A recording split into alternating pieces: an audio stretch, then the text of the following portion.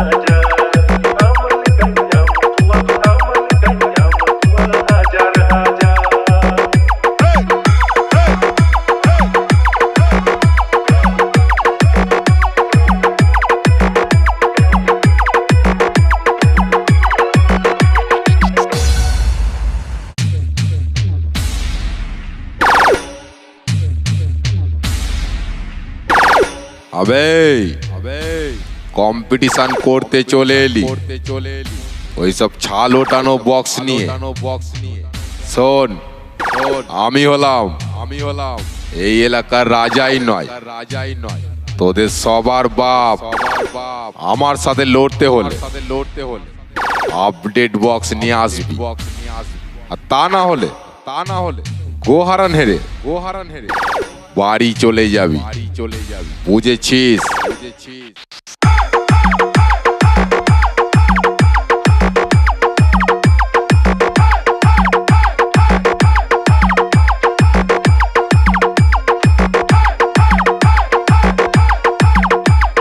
Mixed by DJ Sagar Mishti Pukur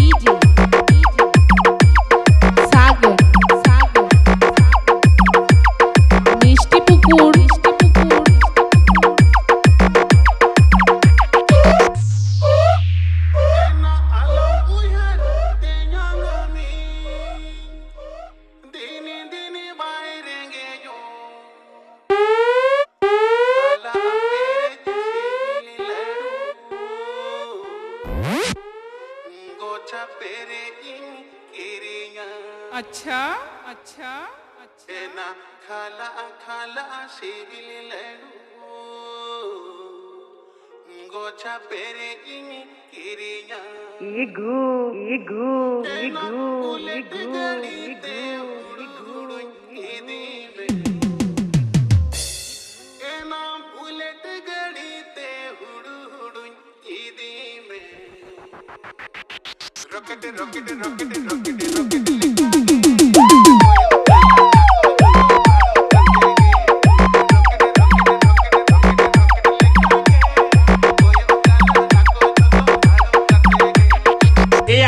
का बुझे के ना नु तो गुड टाइम पंजाई के ना नु बस्तुरी हेरल तो नोडे होड़े टकन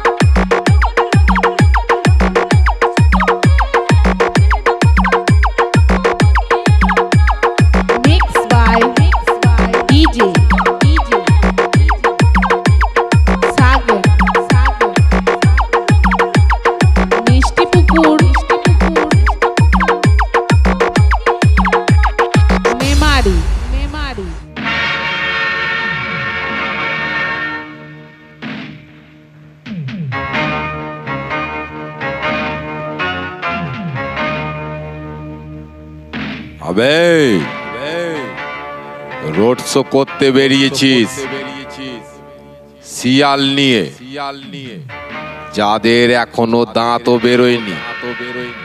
আরে শুনে রাখ তোর বাবাদেরও ভয় দেখিয়েছি, এবার তোদেরও দেখাবো।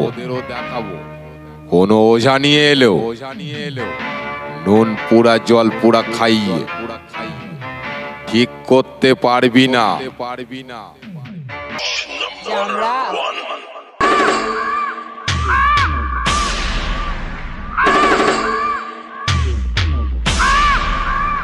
কিরে কম্পিটিশন করতে আসছিস? একটা কথা বলি কান খুলে শুনে রাখ। আমার সাথে কম্পিটিশন করা আর হাড়ি কাঠে মাথা দেওয়া দুটোই সমান।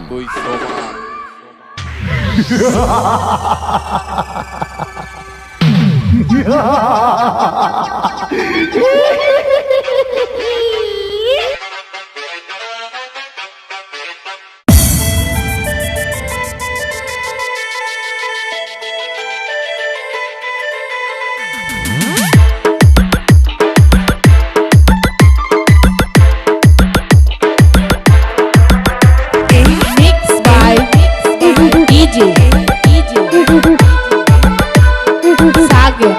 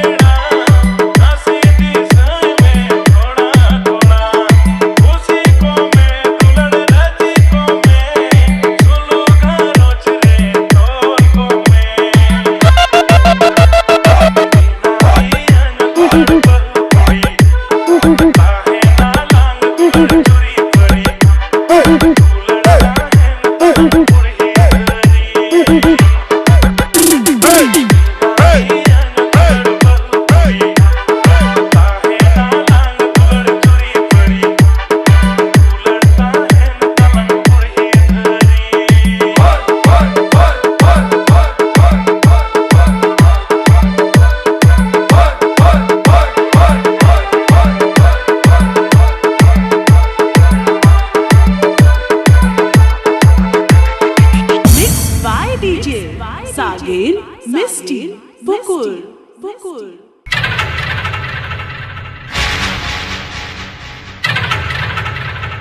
আবে লাফালাফিটা বন্ধ কর। এই তো সবে দাঁড়াতে শিখেছিস। যেদিন তুই আমার 5 আঙ্গুলের মাঝে পড়ে যাবি সেই দিন তোকে সেদ্ধ আলুর মতো চটকে ফেলবো। বুঝেছিস?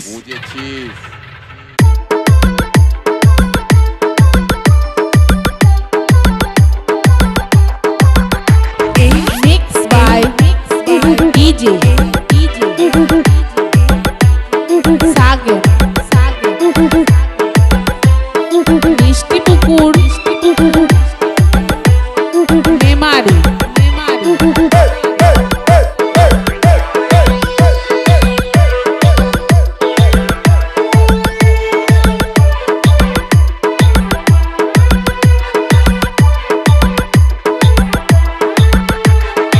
Mixed by DJ Sagin.